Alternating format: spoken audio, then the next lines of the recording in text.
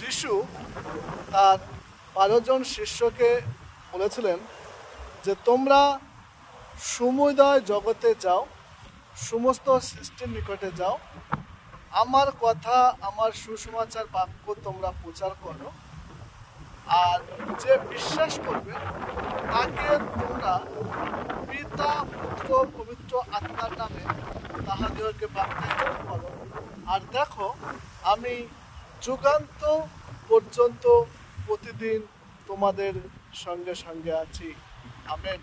প্রভু যিশু তিনি এই কথাটা বলেছিলেন প্রতিলিখিত সুসমাচার তার 28 অধ্যায় 16 থেকে 20 পদ। তাই বন্ধু, আজকের আমরা যারা প্রভু যিশুর শিষ্য, আমরা সেই শিষ্যের বাক্য নিয়ে, প্রভু যিশুর বাক্য নিয়ে আমরা সমুদায় জাতির কাছে, সমস্ত সৃষ্টির নিকটে আমরা প্রভু যিশুর কথা আমরা প্রচার করছি।